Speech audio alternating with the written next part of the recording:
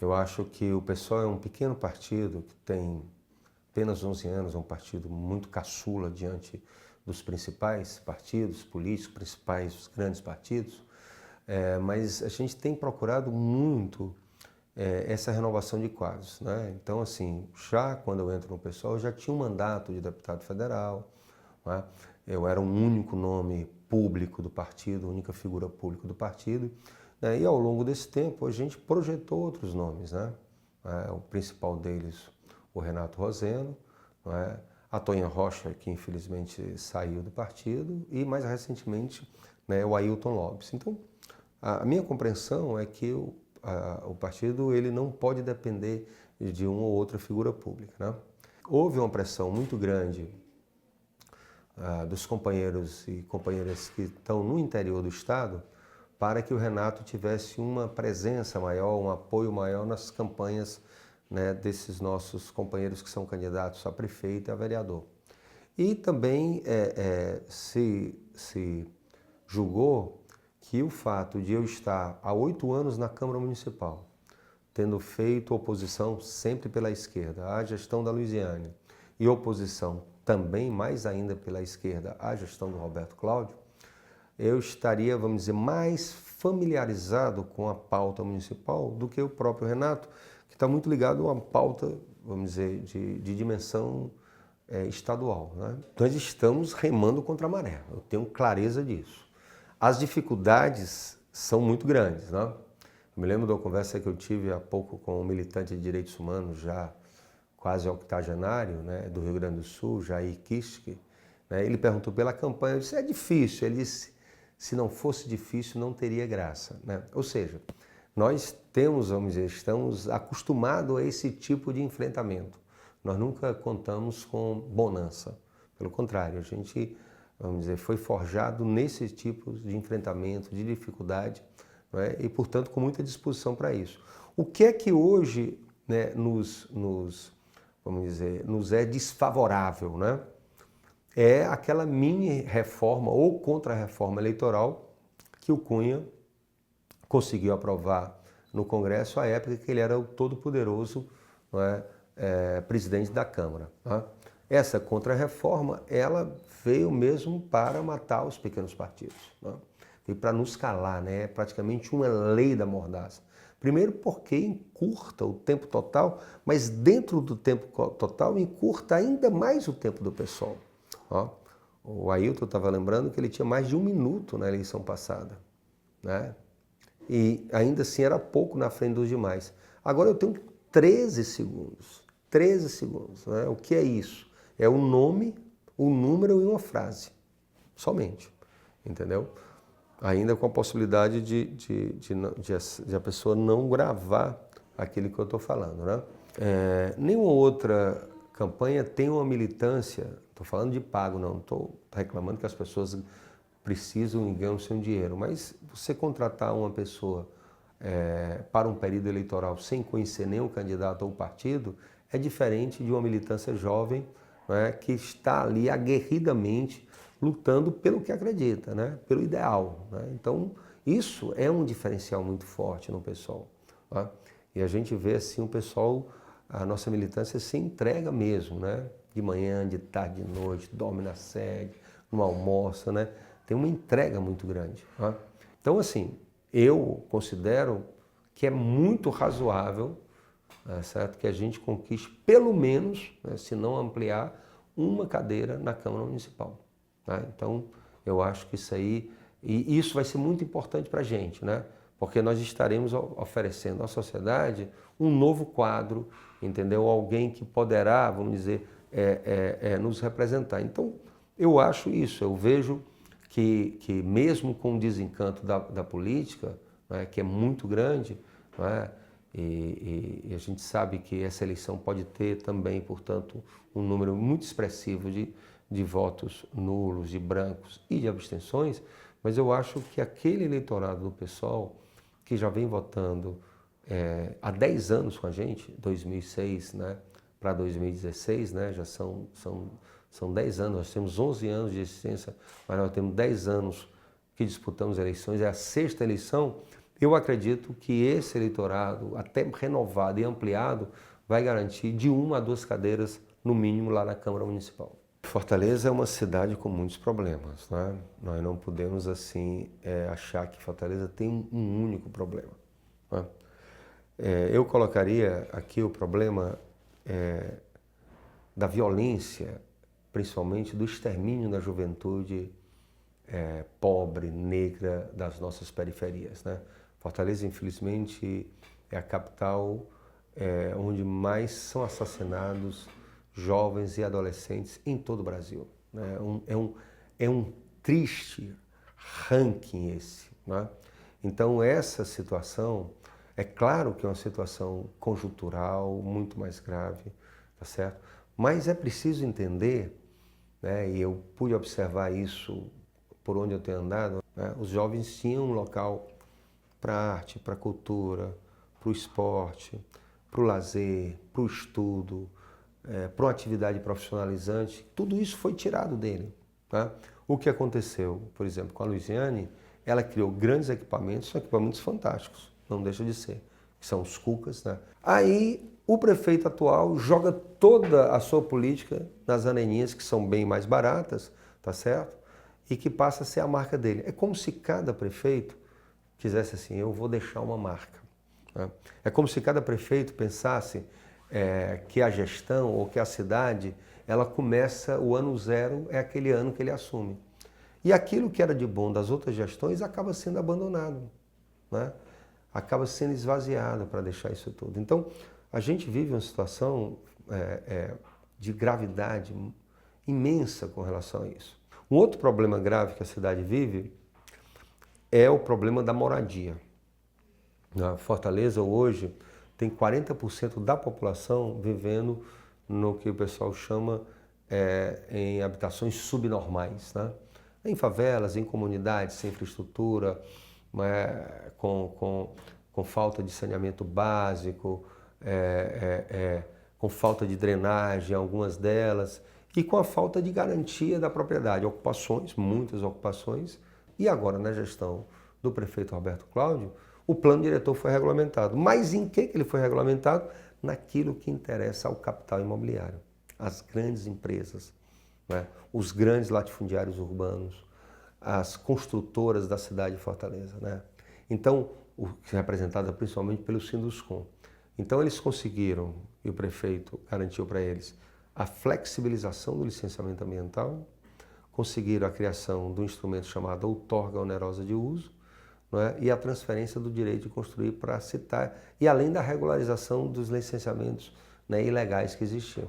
Então isso faz com que hoje, e uma nova lei que está sendo votada na Câmara, ela ainda traz mais ameaça a aquilo que nós chamamos, tá certo, de patrimônio ambiental e patrimônio cultural. Aí você pergunta, então, nesse problema, qual é a solução?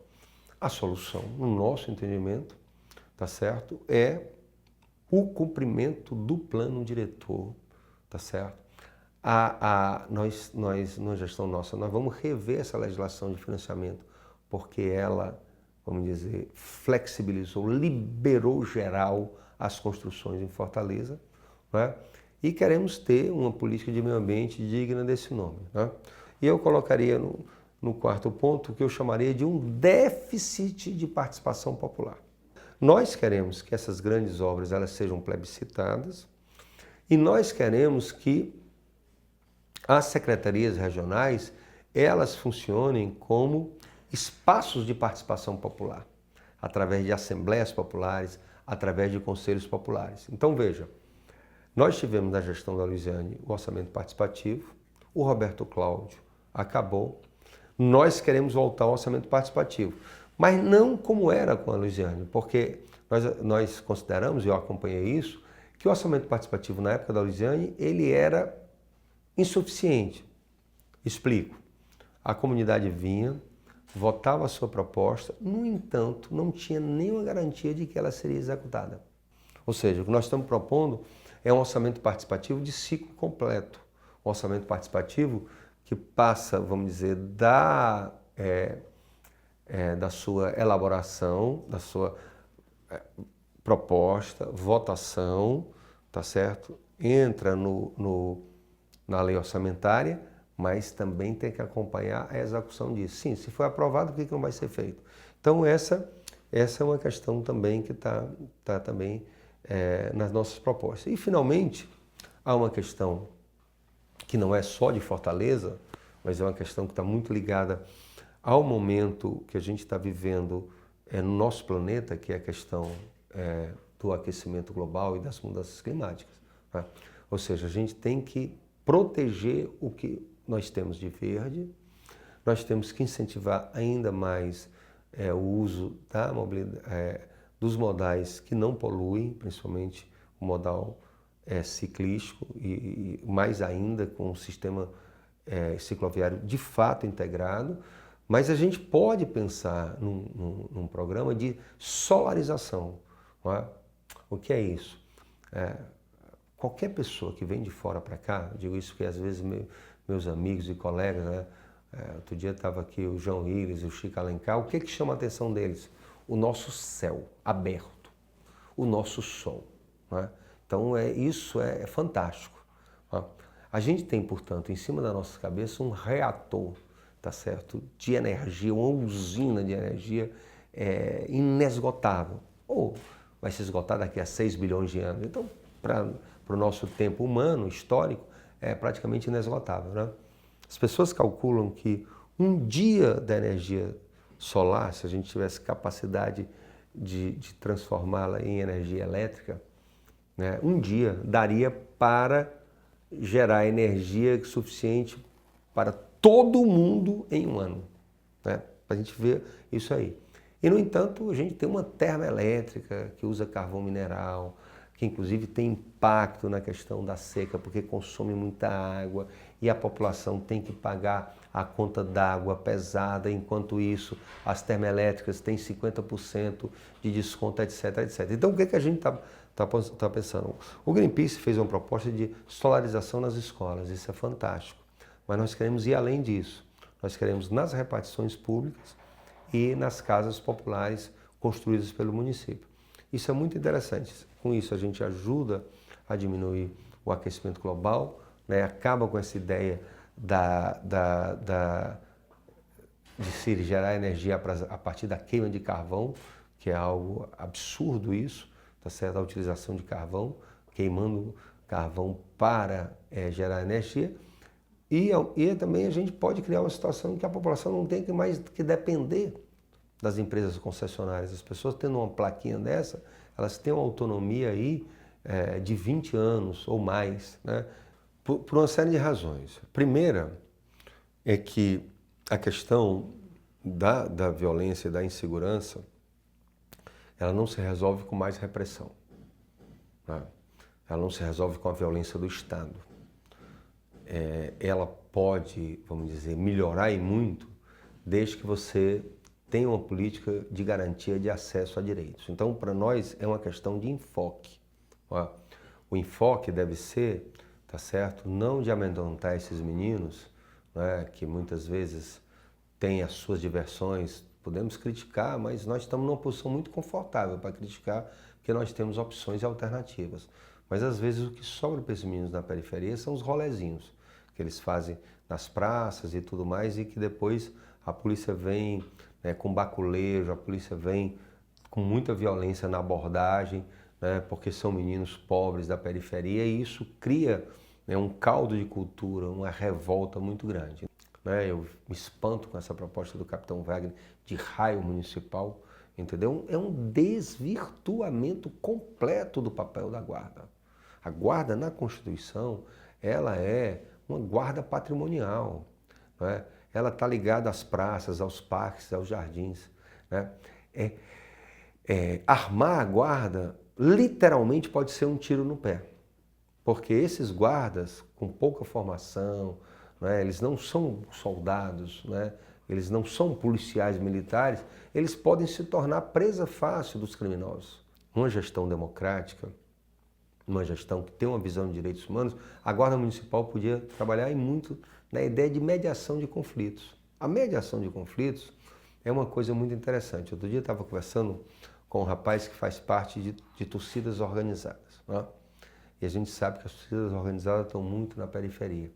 E ele disse o seguinte, que tem liderança de torcida organizada que mediam muito conflitos entre os meninos nesses locais, né?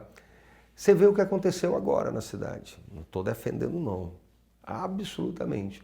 Mas as grandes, vamos dizer, gangues do crime organizado selaram pactos, né? Todo mundo diz, isso aí está na imprensa, saiu até na imprensa internacional, né, que a redução dos homicídios em Fortaleza tinha muito mais a ver com o pacto, né, entre os grupos organizados, tá certo, do que propriamente com a ação da polícia. Aqui em Fortaleza, né, o que é que nós vimos? Houve uma militarização da Guarda Municipal, né? É o regimento interno, é a criação de pelotões como o pelotão especial na época da Luiziane, que virou grupamento de operações especiais na gestão do Roberto Cláudio, a utilização da Guarda para reprimir movimentos sociais. Então, há um desvirtuamento muito grande disso tudo. Há denúncias que chegam para a gente, inclusive, de que nos terminais, tá certo, há salinhas onde os meninos que estão perturbando ali né, vamos dizer, a paz lá dos terminais são levados para lá para apanhar. Polícia é polícia e guarda municipal é guarda municipal. Essa confusão que está sendo feita pelo candidato Capitão Wagner, ela é muito negativa na abordagem dessa questão. Uma das coisas mais graves que o golpe realizado e que destituiu a presidenta Dilma, tá certo, está, vamos dizer, sendo gestada por orientação do Henrique Meirelles, que é a pessoa do capital financeiro, dos especuladores e tudo mais, é uma proposta de emenda constitucional, uma PEC 241, número 241. O que é que essa PEC propõe? Ela propõe congelar os gastos públicos durante 20 anos. É como o senador Requião disse, nesses 20 anos não pode nascer ninguém, nesses 20 anos ninguém pode adoecer, nesses 20 anos ninguém pode demandar escola pública, nesses 20 anos ninguém pode demandar moradia. Você imagina o seguinte, nós estamos em 2016. Até 2036, os gastos com saúde, educação, moradia, programas sociais, vão estar congelados no nível desse ano, por mais que a população cresça, por mais que a população necessite. Combine isso com o desemprego, né? Combine isso com essa situação. Então é criminoso, essa PEC ela é criminosa. Ela rasga a Constituição, os direitos sociais que estão na Constituição. Ela inviabiliza o SUS, ela inviabiliza o Fundeb. E ela é para economizar recursos, para pagar os juros da dívida, para remunerar os banqueiros e os especuladores. É o mercado financeiro. O mercado financeiro está nervoso. O mercado espera que essa PEC seja aprovada. E o mercado está sedento de sangue e de lucro. Essa que é a verdade. Então, assim, primeira coisa, qualquer gestor sério, qualquer candidato sério, é pressionar o Congresso contra a PEC 241. Saneamento básico, esgotamento sanitário, drenagem, saúde, Por quê? Porque uma parte grande das doenças que se tem está ligada, tá certo, à poluição dos rios, ao empoçamento dessas águas, né? Portanto, esses mosquitos transmissores, né? Vamos pensar aqui no Aedes aegypti, o grande vilão, né? Que transmite dengue, que transmite chikungunya, né? Que cria uma situação, né, hoje na cidade de uma epidemia muito grande. Isso é uma política correta. Aí você vê, tem um plano municipal de saneamento elaborado pela prefeitura junto com a CAGES, que prevê que só em 2033 nós teremos ligada a rede de coleta de esgotos. Então, isso é uma questão ligada à saúde e não está sendo visto, porque há uma visão que os estudiosos chamam de hospitalocêntrica, que tem muito a ver com a gestão do Roberto Cláudio. Roberto Cláudio gastou muito em saúde, gastou. Não dá para você desconhecer. Mas muito está ligado à construção de equipamentos. Você tem as UPAs, você tem os novos postos de saúde e falta remédio durante meses seguidos para a população. Então, essa é a questão da melhoria da qualidade do gasto, não é só a quantidade, é a qualidade do gasto, que no nosso entendimento resolve muito com o controle social, né? Se você tem nos bairros esses conselhos, nos regionais, esses conselhos populares funcionando, eles podem fazer essa fiscalização e podem, vamos dizer, ajudar a gestão a fazer uma boa administração disso. Houve uma melhora, né, em dois aspectos, a gente tem que reconhecer isso, até porque eu batalhei muito pela questão das ciclovias, das ciclofaixas. Tem até um projeto da minha autoria, ainda na gestão da Luiziane, criando o sistema cicloviário de Fortaleza, né? E assim, a faixa exclusiva que a Luiziane no início criou, né, e que o Roberto Cláudio ampliou, e ciclofaixas são muito importantes. Mas aí vem primeiro a velha história. Faz a ciclofaixa e abandona as ciclovias. Muitas ciclovias de Fortaleza hoje estão em péssimo estado. E nós não temos ainda um sistema integrado, né? Às vezes o ciclista ele sai da ciclofaixa e já cai dentro de um viaduto, né? Então, há inclusive essa contradição dentro do governo nesse aspecto, que é a contradição entre, né, uma política voltada para a mobilidade em termos de ciclofaixas, né, e de faixas exclusivas de ônibus, mas uma construção muito grande de equipamentos que são extremamente hostis, né, aos ciclistas e extremamente hostis aos pedestres. Finalmente, a questão do Uber. Eu colocaria o Uber, o táxi e o táxi amigo no mesmo patamar. Tá? Por que os taxistas se revoltam contra o Uber? Porque o Uber é mais barato, ou os táxis piratas. Por que o Uber e o táxi pirata são mais baratos? Porque não tem que pagar as taxas que o táxi, vamos dizer, normal, regular, tem que pagar. Não dá mais para você chegar e dizer assim, não, barra o Uber. Não dá, isso é algo que chegou. Eu tenho conversado com taxistas sobre isso. O que você pode resolver é tratar de forma isonômica. Tá? É isonomia. Ou seja, você não pode pensar, tá certo, em regulamentar e um setor arcar uma soma muito grande de tributos e outro setor não arcar nada. Ou todo mundo paga, ou todo mundo não paga. Eu penso que isso não é difícil resolver. Até porque, né, tem poucos táxis circulando em Fortaleza. Até porque nos bairros, muitos táxis não vão e é o táxi amigo quem faz, né, ali ele funciona. Você pode, inclusive, o táxi amigo ele pode ter um local que ele circule, tá certo?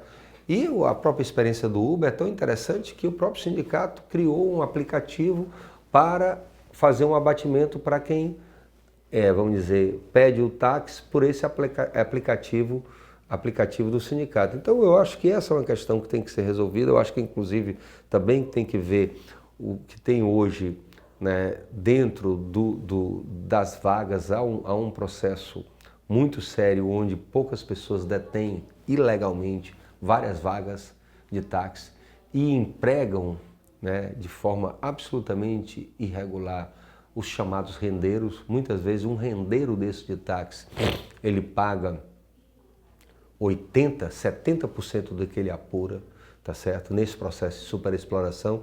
Então eu acho que essa regulamentação era uma regulamentação que poderia ser feita, tá certo? E eu acho que é possível conviver na nossa cidade o táxi, o Uber e o táxi amigo. A Raquel, ela é uma mulher da periferia, negra, trabalhadora, membro de um partido que está aliado conosco, que é o PCB, tá certo? E que ela é militante no movimento de moradia, né? Então, assim, ela, inclusive, foi uma das pessoas que foi despejada violentamente, removida violentamente, na época, vamos dizer, do Alto da Paz, quando nós tivemos aquele episódio, vamos dizer, de extrema violência e brutalidade, e que, inclusive, o terreno até hoje está lá desocupado, e aquela população que já estava estabelecida lá, ela se dispersou na cidade. A Raquel, ela hoje mora na cidade de Jardim, mas antes de o Alto da Paz, ela morava no Serviluz, fazia parte da associação do Serviluz. Então, eu acho que a Raquel, ela poderá ter uma participação muito importante na questão da moradia nessa gestão. O que é que eu posso apresentar a população. Eu posso apresentar a minha trajetória de 30 anos de luta, de militância, tá certo? Com, vamos dizer, uma história muito vinculada aos movimentos sociais. Então, são essas resistências, essa fortaleza que resiste, né, com a qual eu tenho uma relação há 30 anos. Né? Eu sempre tive um lado na luta de classe, que foi o lado do povo, do trabalhador, do negro, da mulher, do gay, do índio, do sem teto, do sem terra.